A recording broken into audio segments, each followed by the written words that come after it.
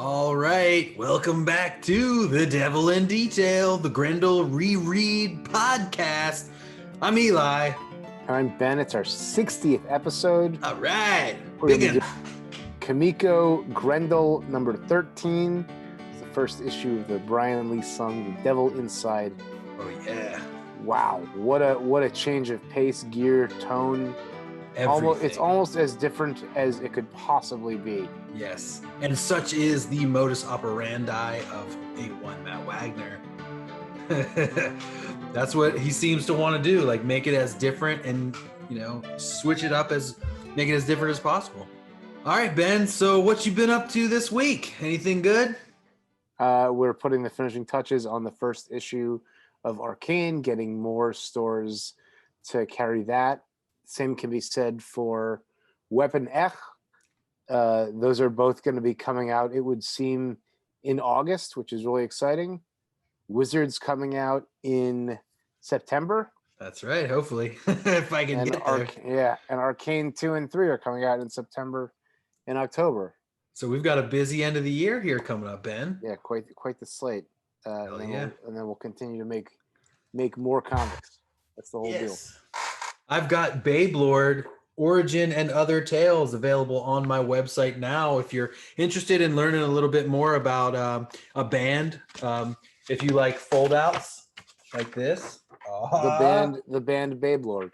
The band Beyblade, yes. It's a 3-piece. I finally saw them live last week, and it was absolutely mind-blowingly amazing. Bass, synth, and vocals and guitar. Very freaking cool. The second print of the Ween Zine's in and is probably available on my site as well at cosmiclionproductions.com. Actually, the Ween Zine is at theweenzine.com. So check that out. But let's get into Brian Lee Sung. The Fall of Brian. Show the whole cover. It's a wraparound. Oh my God, so good. Like you don't get the effect of any of these covers looking at only the front half. They're all the storytelling like context is always on the back. Yeah. This is a collab with Ken Steacy. Hope I'm saying his name right. He has an ad in here for his Earth Kaiba War graphic novel with Harlan Ellison, Night and the Enemy. Night. That's in here also. So he was having a good time with Kimiko that year. Yeah. This cover is insane, dude. Yeah. All right, let's get to that intro, and then we'll be right back to talk more about the cover. Be away, man.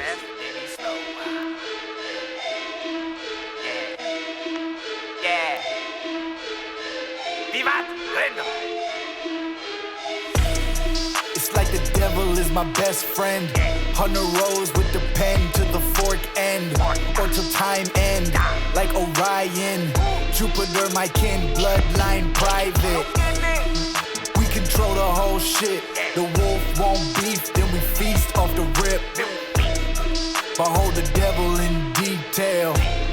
Behold the devil in detail. All right, we're back. Thanks so much for the intro, Madison. Laserdisc. Ben and I are chilling. We're laughing. We're talking about the amazing cover by Bernie Moreau and Ken Steacy. Is it painted by Bernie Moreau? It says it does say Bam and Steacy. There is so much optical illusion, mixed media, depth perception, lighting trick, masked airbrush spatter, torn lace, Trump Loyal, like crazy shit going on in this. I've never seen anything like it this side of Dave McKean. Dude, it's so great. And they even have that like France poster from his apartment in San Francisco. He must have brought that in. Oh shit. Only a keen trained eye would be. I did not see that. I mean, the funny thing is like the way that space with the corridor and like the bare light bulb that's behind the wall. Right. And like there's that part where it's like torn up. You can see like the slats of shitty wood and drywall. Yeah. It's picking up light from that light bulb up over there. Oh God. So good. And from the bathroom there, spreading out shoes. The single tear on Brian's eye, his like vacant empty eye. How about this? Is that real thread? That is like being pulled across there. Yeah, It and might that's be, dude. I sewing the mean, masks the together. details are so sick. Well, there's like shadows that they paint of things that are collaged.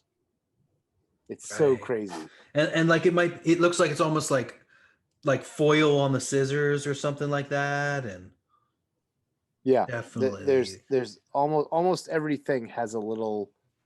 You have to ask some kind of question about like, is this just paint or what? yeah, It's so funny that every single thing about this book couldn't be more different. couldn't be From more different than Yeah, the Panders. it's almost like Matt was just very reflective on what they had done with the Christine Spar arc and was like, all right, these are the things that we need to really tackle. New York is supposedly like a character setting Very much in so. all the saga, but now it really is like this is all It's about like closing in on him and like becoming like almost like his Argent, almost like this thing that is like chasing him as like the villainous creature or something. yeah. Wow. It's a very lonely 3 issues.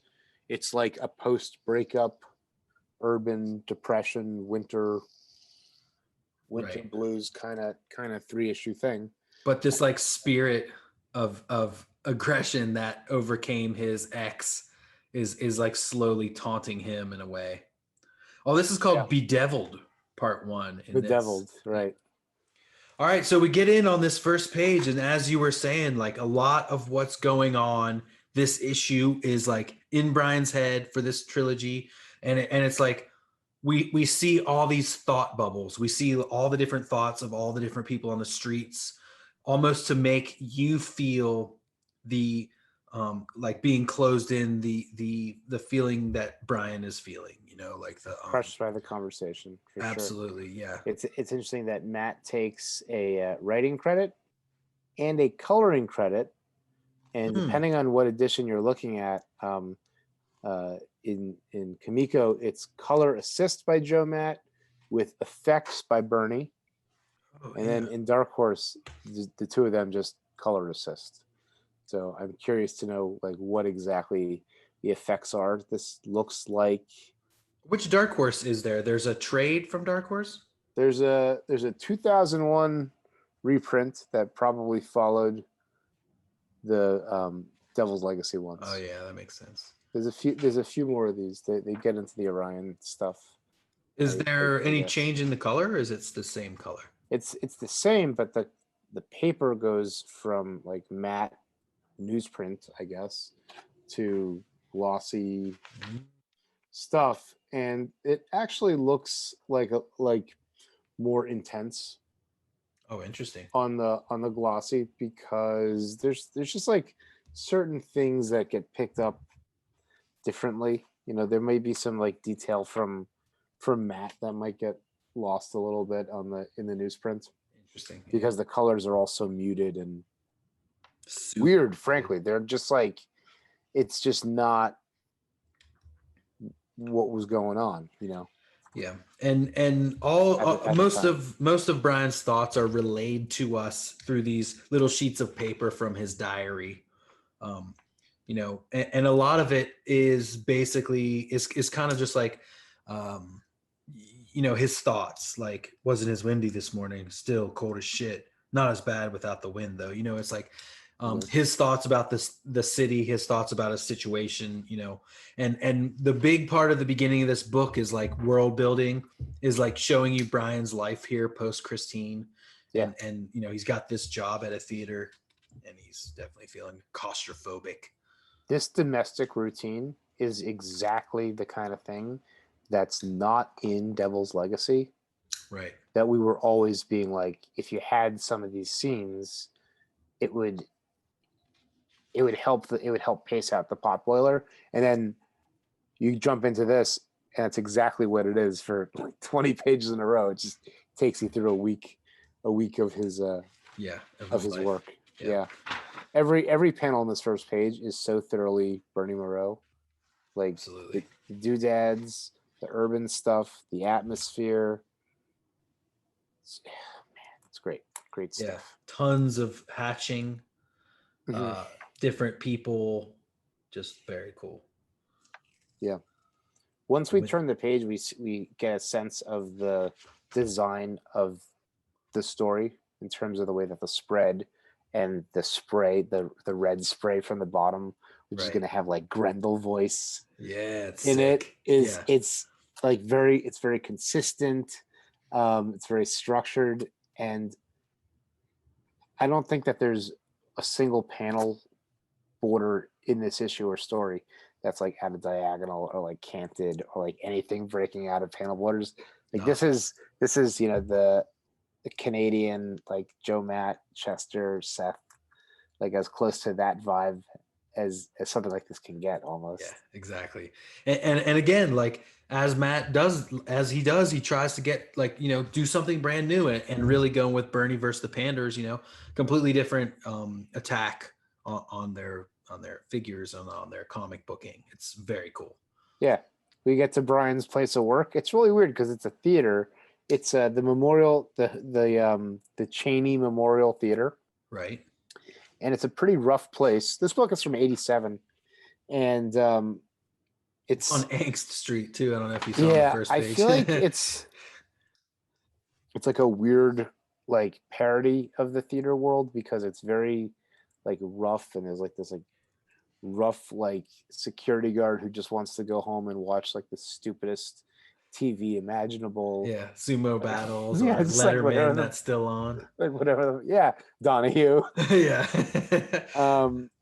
And just like every single person filters their aggression through Brian as the stage manager. Right, exactly. And so it's all funneled to him. Everyone's conflicts with each other. It's great. And we meet this guy, this Securo, as it says on his helmet. He's like a racist kind of loaf about who's always, like you said, trying to go home, get done. And then as the first page ends, straight Mobius. Oh, that helmet and stuff. Yeah, he's totally Mobius. He starts this thing about talking how everyone's on like bumper boats, just knocking around and doing their thing and like round and around. And then you see the first tug at his shirt as it's, the actress on the next page, the actress who's asking for, can we break up the or what is she asking? Like, this is my scene. Is it organic or romantic? They're using the wrong lights, And so like, this is again, like not so important as to what they're saying as to setting up the world that Brian lives in, where he's constantly being, hassled and bombarded by different departments and what they want and how they should get what they want and how the guys like, oh, can you believe women? And how the women are like, this guy's disgusting, So Brian's it's very funny because we've seen Brian backstage before. And it's always in San Francisco. It was much more glamorous, right? Glamorous robots and floating stuff, and it's just awful here. Yeah, it's terrible. He obviously hates it, and he's talking about this, and he's talking about how poor Chris. How did she ever manage to bring up a child in a world like this? And then we get our first. But the city got him too, didn't it? Yeah, now it did. And we hear this first like voice in his head, this first Grendel voice, "Don't question me, worm." On the next page, we continue with his story. He's reflecting back a little bit about how he used to go out to eat with Regina. And, it's kind of got boring. It kind of got stale as they both were like in the grips of this depression and pain at the loss of their friend. And they just kind of fell out of it. And as you can see, Regina's changed her look a little bit. She's more sullen, more sedate in her color schemes, black circular glasses.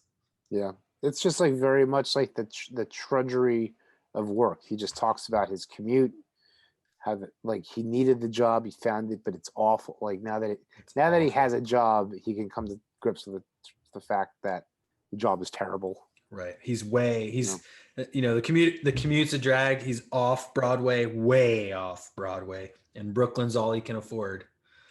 Not today's Brooklyn, huh? The wino looks like Cruz. Stuck Rubber Baby. What's the guy's name? Howard Cruz? No. Oh, Or like a Joe Sacco quality to it. There's a lot of there's a few drawings in here where I could swear that Matt actually drew them. Matt did it, huh? Yeah. But anyway, it's just like Maybe. every Art day. assist. Yeah. Yeah. Day in, day out. Like he leaves the theater. Securo gives him the finger. Yeah. Only 40 minutes tonight, huh? Go on and get. Like, I felt like the intruder I was. So sometimes these scrawled words, like it almost is the voice of Grendel, yet it's being expressed through like Brian's subconscious or something. It's his madness, you know. Yeah. It's his Grendel madness. He's also reading Hunter's logs and Christine's logs at the same time. Yeah, his madness. The Grendel voice is also Brian's, at the same time. Is his internal monologue. Yeah. And so he just is continuing to write. And another cool thing, like about the way that his notes are written, like they rip off, but like it's like a perfect place to where like either like your mind just finishes it, or like you don't even need the letters to like know exactly what it's saying. Very, very layered. This last one, there's a tear. He makes a reference to Christine, and then he makes a reference to Hunter. Oh yeah. And that's where the tear is. It's really crazy. And then also his like totally Mobius apartment with all the vents and weird like retro TV screens in the door and antennas. That crazy chair like that. too. Like look at that chair. Weird. Third panel. There's a few like urban modern living panels that are in this that are so Bernie. Oh, what a cartoonist. All right, next page. So then again, he's on the subway. This is his daily life. The Securo's making fun of him because he's got one of them heating belts. Don't it get cold in Peking? Like this guy's straight racist. He keeps using slurs for like everyone basically in the company. And Brian says that's a fact of life in New York City. Yeah. It does that. There's tons and tons of slurs going around all over the place of all types. Yep. The conflicts between the prop department and the actors and the lighters and the directors never ends, and it's just all like it's kind of like Ghostbusters too, where all the negative vibes just sort of are like permeating. That's sort of what's going on. Yeah, it really is. It really is. Good call out. Like even and like. I love this hair, the hair that he does at panel 4 of the actress too, just like kind of spirals. Oh yeah, it's like very like Glenn Head or some kind of weird underground. Oh yeah, like definitely a puppet with an obscene puppeteer. They will no longer tread all over my life. I am not weak. I am not weak. And that mantra follows him another 5 times through the story where he feels threatened, and Grendel is sort of his devil armor on his against shoulder the fear of being weak. Yeah, that's the thing that makes him not be weak. Exactly. Next page 2, and it just continues to be the actors like their gripes with the wigs they wear this week. But then it's interesting because the Grendel voice, the inside says, "My little chickadee." Right. That was interesting. The first. Yeah, I think what's going on here is that, it's there's not a ton of it throughout the series, but anytime there's a callback to Hunter, the arise, a Hunter rose, even that, he's very celebrated and like literary, and like to feel like you're part of his story is exciting, especially when you feel so on the outside. Brian's in the prop room, and there's this Tujiro looking kabuki mask just hanging up on the wall. How could such a thing exist for real? And as we turn the page, we are greeted by this Tujiro face. The mask is kind of like changing in his mind, and he's like haunted by the mystery, like this insane man who like destroyed his life. This one I was convinced was drawn by Matt. This first panel. Oh yeah.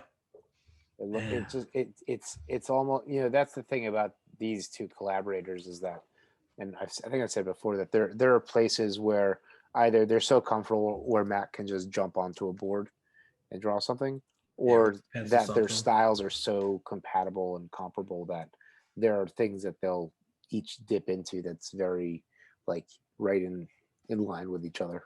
Yeah, I think you're totally right. Like, and especially if like we heard that they were like living together at this point, like, maybe Bernie was having like a trouble like making it look like Chujiro, and so Matt just came in, threw some blue line out, and then Bernie inked it and stuff. Yeah. Sick. This anyway, so he is spooked out by the Chujiro mask, and while the security guard is hawking him, he takes like a blackened. This is his Rorschach origin. He takes his black and white sweatshirt, like which he wears as a scarf. Yeah. Which then Sekiro compliments him on. He's like, nice scarf. He takes it out of the props room. I mentioned Rorschach, but it's funny because like in this series over the next several issues, you can feel reverberations of Watchmen and Dark Knight Returns. Yeah, I think you're right. All over this book. I was reading I was reading a later one last week. It was like 21, so that's 7 issues from now. And Joe Matt is coloring, Tim Sale is inking, and Hannibal King is penciling, and like it looks like a Lynn Varley scene the way that it's being painted. It's just like it's incredible that you can feel that vibe in a book like this one. But in this first panel this like Blade Runner page, yeah, is perfect. What a perfect so panel. Sweet. Yeah. And again, it's just the being drowned out by the city, this insane New York City. And he as he like is descending into madness a little bit, he's got these sunglasses on now. We can't see his face. He is not weak. Hunter knew how to make himself his deadliest. I am desperate, but not hopeless. Dun, dun, dun, dun, dun, dun, dun, dun. The counting clock. Yeah, you can see Matt working the blue line with the lenses of the glasses. Yeah, that's awesome.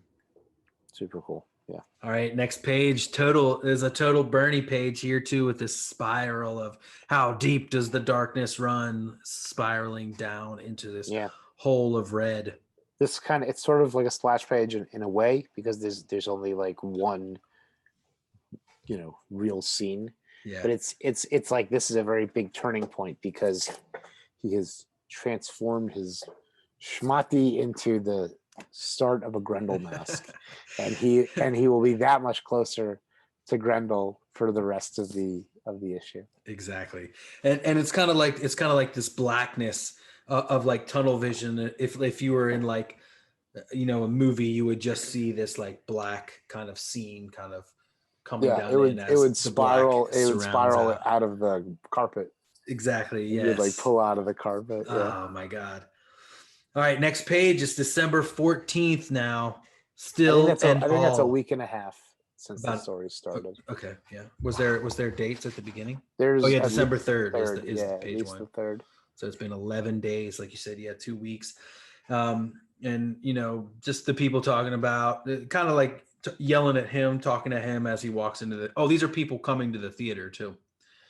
And so now he's looking at the mask. He's back in the prop room, like looking at his Grendel mask, looking at the like Tushiro face that's haunting him, and back. Look at the mask. There's holes. There's little slits in the white for the eyes. That's so creepy. It is. And like in the Brian Lee song, like I wore the shirt because it's the only one I knew that you can see his like eyes. It's the only one that you can see actual eyes in. I feel like I've heard people like Strange Brain Parts say things to the effect of, Brian's not really a Grendel. He's just heartbroken. Right. He was like, or whatever. And I'm not really sure if that matters. Of course he's a Grendel. I almost think Christine is not really a Grendel in that way either. Like they're the main character in a book called Grendel. I know. Like that's why I think that argument is wrong, because like they are the Grendels, Yeah. I like how Bernie brings a little bit of like Funky Town and like the very boxy 80s shoulders Yeah, into yeah. these designs, but Mhm. it kind of veers into Star Trek and Mobius. Oh, a look, little I bit kind of with, like, didn't the notice. collars and stuff. Like the guy going into the theater, Yeah, he has like a Jam sweatshirt kind of thing. I mean, he's got the Jam triangle on the back Yeah. of his jacket, maybe, and he's got it. Like, could that be Bernie there? He's I got know. the glasses and he's going in. Screw him. know. He's a pig. You fine. You sound just fine. You're very get some- loud. It's funny. There's a really nice Kamiko spread of in-house Kamiko ads Ah, coming up on the next. next page. Oh yeah, man. Including, This is a great spread. Yeah. The Knight and the Enemy. You have it, right? You have that? I should have it. I didn't buy it when At it was this point. reissued as a retailer, and it was very affordably priced. Oh, who I didn't- reprinted it? I wish I could tell you. It was oversized, soft cover, square bound. Yeah. Maybe so is the Kamiko. IDW. Maybe IDW. I don't know. Yeah, I have this Kamiko trade of it. And then what's this black book with? You don't with know about the Grendel on Black it? Book? Oh, dude, you got to get it. It's I like gotta- the I gotta history. get It's like it. the history of Kamiko. It's really cool. Oh, I actually cool. got Diana to sign my Kamiko Black Book when I met her at San Diego Comic-Con a few years ago. Oh, that's very cool. Yeah, it's What a it's a super. cover. I know, and that's the back cover. You know, the front is just straight black. It's just black. Yeah, it's so none, funny. None more black. None more black. Yeah, it's amazing. It's a really fun book. You should definitely get one. I I'm feel sure like you can that's in find one the, for like 99-cent box or Oh, something. well, wait. That's you know the prices that I like. Yeah, I feel like I've seen this artwork in The Art of Grendel. I'm sure you did. Yeah, All right, 'cause he Matt gets did even- do it. He gets even nuttier. Here he is Oh my God. puttering about As on we the turn. stage. Yeah, dude. Yeah. Oh, it's come, and the fear and the desire to strike with it, and this, like, dude, panel 3 here, Bernie's like all these lines of, like, you know, insanity. It's Yep. like it is almost like The Scream or something like that. It's For sure. this like jiggly, like motion in fear that he's like shaking almost or something. Oh, Yeah, that style that Robert Crumb's brother started drawing in. right, yeah, where it was like when it was where it's all like trace. It looks like a sonar kind of thing. yeah, dude. this is crazy, and he spends a lot of time on this stage, like kind of like after hours puttering around He does. with his thoughts, probably writing his journal. And the security guard wants to go home and watch Sumo Wrestling Mania or whatever. Yeah, yep, whatever it yep. is. So that's where the tension is. But then this other thing happens where there's these like black hold line, these red color holds, Really cool. where we got these drawings of Christine, and some of them look, if not traced, then very heavily referenced, Yeah, I was thinking the same. directly referenced out of Pander Out of Brothers Panders, artwork. yeah, for sure. And the first one here looks, I mean, it's so amazing. Like, I want to scan it, like turn it to black and white, invert, so those are like black lines, and then like color it or something like that. It looks so sick. It like is very cool looking. I met up with the darkness, so near and so deadly. And then the next page, like he's being haunted. Like these red holding lines and these things of Christine, they're like haunting him as he's in the dark. He's like seeing visions of her, like in the darkness, as this insanity like takes hold. Yeah, I think maybe what's happening here is that the red holding lines might be painted onto the ink acetate. Oh, maybe. You see how it's overlapping like his eyeball and stuff like that, overlapping the ink lines. That might be what's going on. That's interesting. Like the red layer of like the color separation or something. Is like that. actually painted is like animation cell painted onto onto the front of the acetate. Remember the painters were talking about painting on the back of the ink acetate to give it like a little bit more of a shine or something. Yeah, absolutely. Something like that. Yeah, very cool. So cool. And you know, he's talking about, it's like theater ghosts. And then this is where the guy's like, I'm trying to catch some of Letterman. Old turd ain't funny no more, though. Come on, dude. Letterman would have to be like 100 at this point, though, right? Oh, man. Yeah.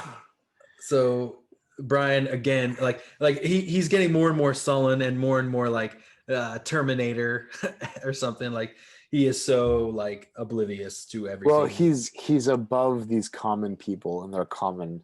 Right. Like Hunter is really rubbing off on him. Yeah, yeah. You know, Is this guy's name Saul? Is that what's going on? Saul with the axe to the head. Yeah, I think so. Probably. Yeah, he's like, why don't I kill you?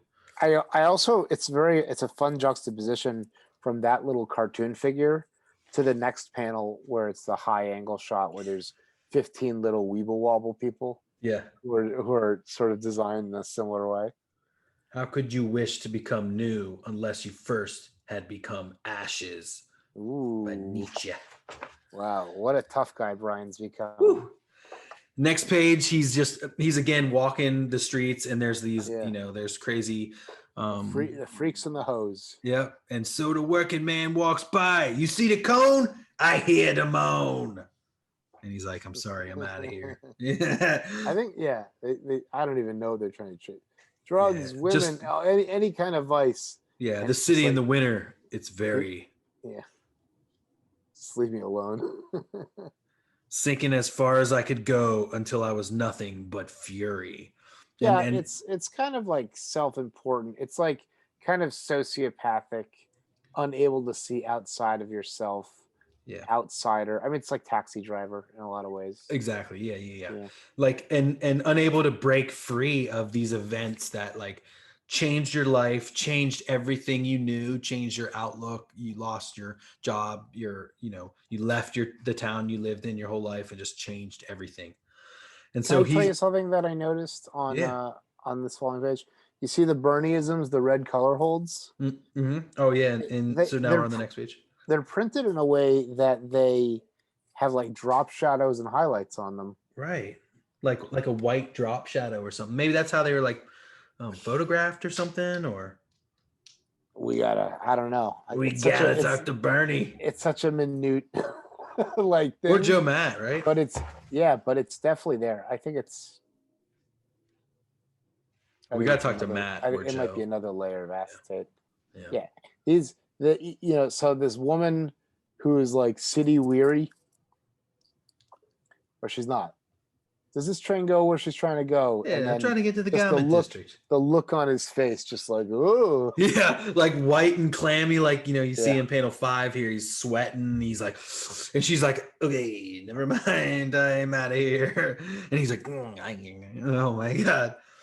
I can't tell the vision was waiting for me to finish the mask or whether the mask was waiting for me to see the vision. But either way, he's batshit. Yeah, he's losing it. Like whichever that is, I was ready. Woo. Yeah. Crazy. Oh my shit. gosh. All right. So then he's back at the theater again. It's December 15th. And again, he's making his rounds. He's ready to go. Ready to go. Oh, you know what? I missed the signage I was telling you about before. That said that, okay, it's just one page previously. It says Los Bros. There's 4 signs, and the top say Los, and then the next one says Bros.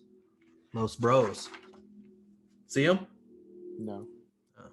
But I believe you. All right, so next page, he's out there. And so he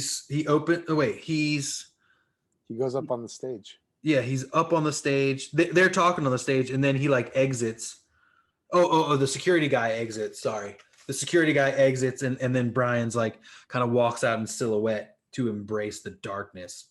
Yeah, it's what could be more theatrical than doing it on a stage? And this 2-panel sequence in the upper left with just like the raw light bulb in this very like rough chunk. Yeah, his foot is fantastic. And then you can see the bandana ties coming down in the second panel. Mm-hmm. This is great. He like takes the mask out. He holds it to his chest. This like the squareness of his like collar and everything there, very Bernie. And that's it then. He's not afraid of the dark. There's yin, there is yang. And then this, Christine, I mean, it has got to be traced. This is the money shot. Yeah, this is from that cover or from that page where it's her versus Argent. Yeah, so becoming Grendel is his ode to her. Exactly. He has nothing but empathy and identification with this thing because it's better. It beats being weak in a world that's trying to get you down. Yeah, And it's really taken over his whole life as he thinks about it all day when he's at work. He goes home and he reads about it all night and sleeps and probably dreams about Christine. Yeah. Wakes up, does a shitty job, thinks about work all day, thinks about Grendel all day. And so now he's becoming. We turn the page. You know what I think is going on in the difference between the Dark Horse and Kimiko is I think that they're shooting the same blue line boards, but the photography is picking up more of the paint and the nuances in Dark Horse, because there are some panels in the Dark Horse where it really looks more like a painted comic than it does in Kimiko. Oh, interesting.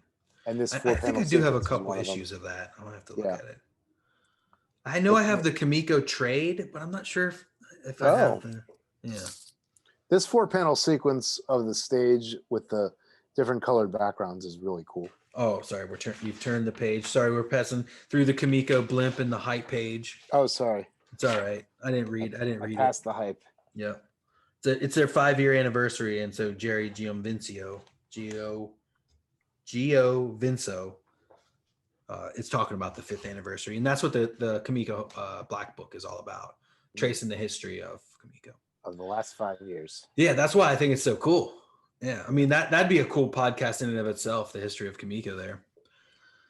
All right, so yeah, you're right. This 4-panel thing, it's the green, and you kind of see, this one of these Bernieisms. Yeah, the color balance on this entire spread is fucking crazy.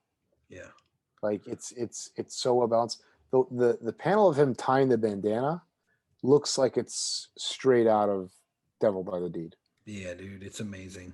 Crazy. Yeah, it's so good. So he does an interpretive dance on stage. Yeah, right. I felt lively. I felt directed. The darkness would help me. Like, what do you think he is doing? Is he doing a dance, or is he doing kind of like a karate moves or something like that? Yeah. I don't know. And then he's not doing what he's supposed to be doing. Right.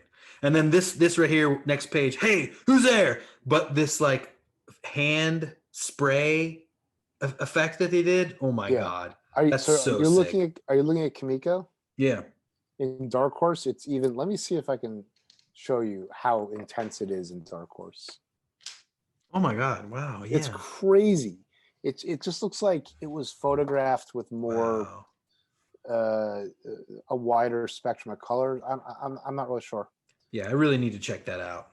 Yeah, and then also Sekiro Saul comes in with one of these with a little fucking lightsaber. Yeah, a little lightsaber, with a little light, a light.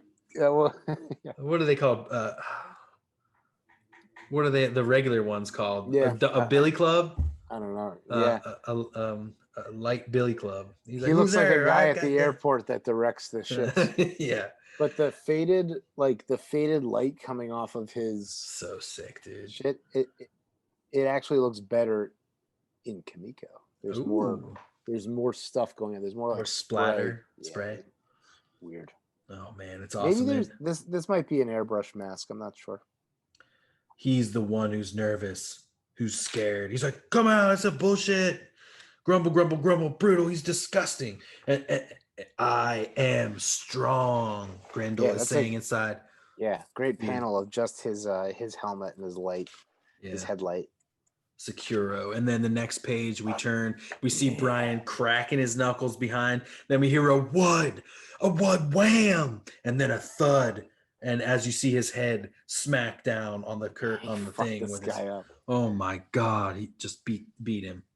Yeah, look at how intense this one is in Dark Horse. Oh my God, yeah. It just has I don't know, a weird advantage or something. But in Kimiko, it's so muted. It's very, very well balanced. Yeah. I wonder if they had to redo some of these effects for the Dark Horse or something, or like what, because like it's maybe deteriorated or it's harder to photograph. The quality of the printing has improved, right? And so it can take a better photo. Yeah, it's one of those things. Like I don't know if you're watching the Rick Rubin, Paul McCartney thing on TV, or on Hulu, but he's talking about how Paul achieved his bass tone, and he was like, I just let it ring. and the boards were not great. They weren't good. And so now you can't even you physically can't get that sound because the boards are so high tech. Like I have money now and I only use the best equipment. And so I can't get the bass tone I used to get for the Beatles because I'm rich kind of thing, like, or like the technology's better now. And you simply can't get these old effects the same way. Interesting. So Brian runs off. Yeah, he's out. He runs into the off darkness. into the night. And this is a fantastic panel of him in silhouette, except for his little eye. Yep. Yeah. And he grabbed a taxi, and he's like, oh, he doesn't say it yet. Oh yeah. I remember the way the mask burned in my hand. You could almost hear the flesh sizzling. And then he hails this taxi down. He gets in, and he's like, if I don't calm down, I'm going to tear this armrest off. Like he's talking to himself. He's like trying to calm himself down as the cabbie's asking him for a smoke. This is a total Bernie Moreau urban landscape. Absolutely. It's crazy vents. Yeah, we're on the next page as we oh wait, did you not turn yet? Oh, okay, I see what you mean. Yeah. On the God of Smoke page. Hey, bub. All right, that's great. Wonderful 9-panel grid. Yeah, it's amazing. Did you hear me? I asked if you had a smoke. He's like, nah. And they're just having the conversation until Brian's like, please, just get me there. Yeah, that magenta looks great coming into the window. Yeah, that's great. Isn't there a reference to him being an Eskimo? The driver. Yeah, on the next page, driver was an Eskimo.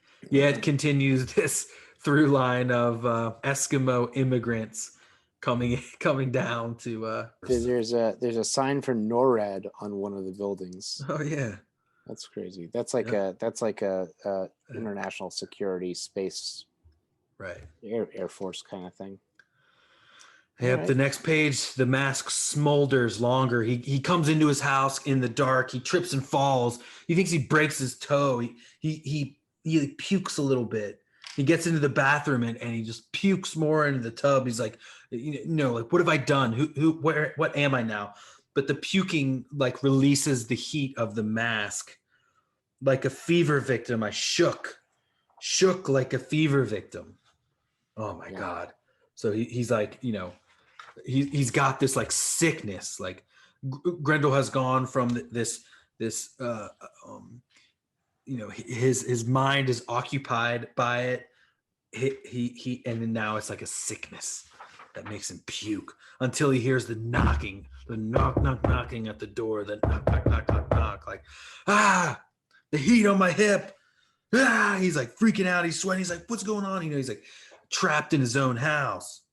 The Zappa on this page is amazing. Really incredible, really nice. Incredible layout. Like the whites of his eyes, this really clean silhouette. Yeah, the whites of the knocks too. It's so stark. It's a great page. Yeah, fantastic.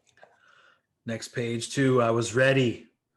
Yoo-hoo! I'm patient. The knock here is so sick too that it's in black. It is only in the one of the 3 panels, and hello, anyone home? Brian. And you can see, and as you turn to the next page, he's clutching the mask. She's like, Brian, it's me, Regina. Like she's stopping by finally. Yeah. And that's where it ends. I'm Grendel. There's a very Tim Sale grain on Brian on that last page. Absolutely. Yeah. Like the paint, like a dry brush. It's funny, this moment, I think we said before, this moment is a lot like the Joe Matt pinup in the Jam. There's a moment in the Jam that's exactly like this, where he's just sneaking off to jam. To jam out. Jam, basically. Yeah. All right, and that's the issue, man. Yeah, dude. The letters are funny. One of them, though, the last one from KP Smith of Denver, Colorado, she says, as of late, I am disappointed. The storyline has become weak, boring, and wholly uncompelling. The art is not crisp. Dinah's like, I mean, what? Surely you agree that this issue is anything but ordinary. Matt and Bernie continue to expand the boundaries of the comic medium. Be here next month for Be the Devil. Sometimes I think about Diana and her presence in the letter column and how it would seem, in the name of not suffering fools lightly, she just sort of embraces her own like spirit of aggression and just like we'll just like oh, if you want to say something stupid, like I'll print it and then I'll like links into you. It's kind of like it seems great. It seems like, you know, a nice flex. I really like this next issue page. We should do something like this where we make it, you know, do it up like this. Looks good. It looks great. Yeah, I'll scan this page and that'll be for next week's, like at the end of this ish. And then we get a great ad for Matt Wagner returns to Black and White and Red. The first mention of Black, White, and Red. With the Kamiko, the one with Dean Motter. What's that one called again? Devil's Vagary. Devil's Vagary. Yeah. Yeah, that's the first time we see the boardroom. Hell yeah. Cool. Great ish. Thanks, Ben. Brian's starting off well. Yeah, that was really good. It's gonna, you know, the arcs are kind of smaller, so we're gonna cover a lot of ground in a relatively short amount of time in the next 2 months or so. Yeah, it's exciting. All right, my friend. Until next week, Vivat Grendel, and keep on Grendelin'. Keep on Grandeland. Good day.